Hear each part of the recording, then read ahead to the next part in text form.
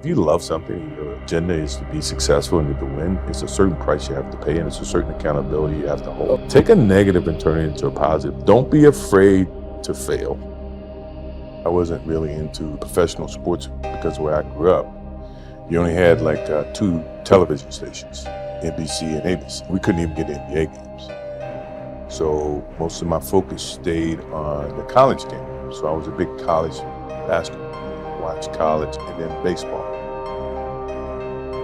When I started with the Bulls, 5,000 people in the stands, so it was like playing to an empty arena. My mindset was to go try to get back and win. Anytime that, when I left in 93, I left on top in terms of winning. I was coming back in 95, halfway in the season, and still my mentality was about winning.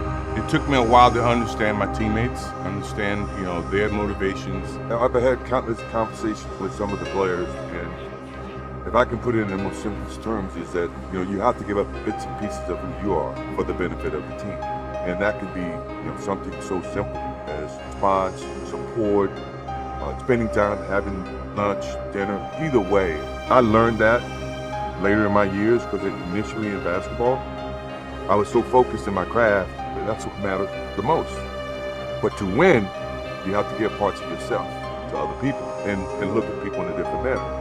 I really don't have regrets. I'm an honest person that says, as soon as you look back in your history and come up with something that you feel like you want to change, something else has to change. Disappointment to me, to win, you got to lose. To be successful, you got to have something that's not successful. To be happy, you got to have disappointment. I think all of those things have evolved and happened to make me who I am and understand the benefits and the privileges I have, and not to wear it on my sleeve, be very humble about it. That's one thing my parents taught me very well, is don't wear your reputation, don't wear your accolades, don't wear your personality on your sleeve. Let it happen, let it be you. It is who you are. Don't hide from it, but don't wear it, rub it in people's face. The thing that I remember the most about my father, and I had him for 32 years, and I never look at it from a negative sense. Obviously, he was murdered. Think about him practically every day. But the thing that I do remember all the time, for a person like myself who live in the spotlight, is so critical. The thing he's always said, take a pause before you make a decision and say, what if? And the purpose for saying what if is that whatever decisions you make, always either going to have consequences. You think about the consequences, pro or con, you make the right decisions that you feel is the right decision. Now, all the decisions I've made, other people may view to be not the right decisions from their perspective, but for me to go play baseball, and everybody says, oh, it was a failed opportunity to play baseball. That's what they think. For me, it was the best thing that could have happened for me because it allowed me to go back to the game with a stronger passion. At the same time, I was able to understand the love that these minor league baseball players have, making $1,500 a month, which is nothing. But for them, it was big.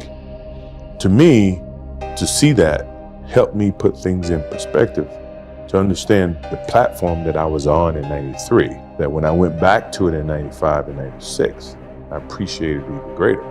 So when we won those championships and we went through those things mattered to me far greater than what I did in 91, 92, 93. People don't see that, and people will never understand that to be success. All they think about, well, he batted 202, and struck out a certain number of times. Yeah, okay.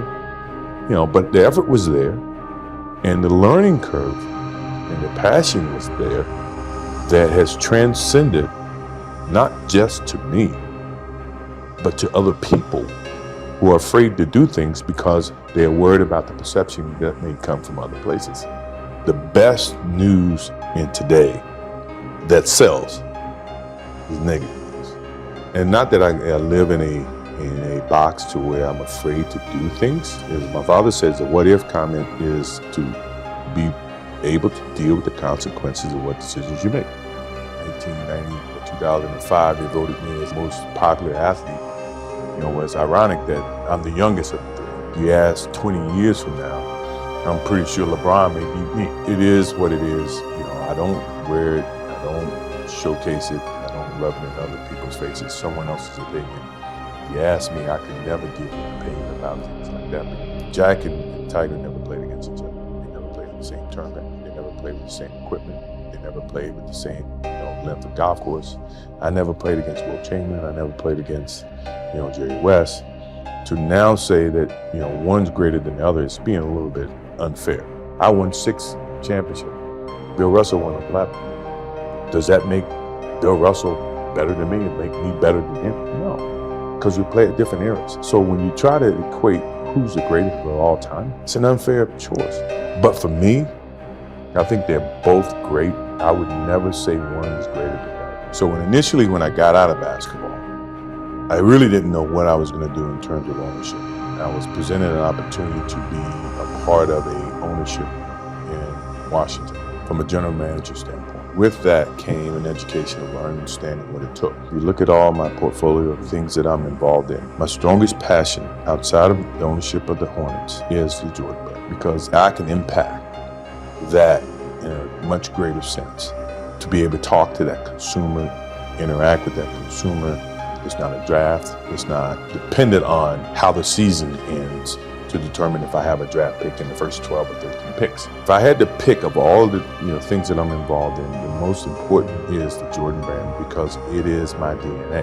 It is who I am. With the Jordan Brand, it is successful because I can impact it. How often do you see the symbol of the brand, an icon that can communicate and say what I think or impact that product? I understand you're going to make mistakes. The most important thing about making mistakes is being able to learn from them and not be able to duplicate the same mistake. I didn't have the experience of ownership. I knew what it took, but the knowledge in terms of being able to transition from a basketball player who could impact a game and determine the outcome to where now you sit up in the office and have not the same control. You have to be able to live vicariously through the players that you select, which sometimes you're gonna make mistakes. And with that mistakes, you gotta be able to make adjustments.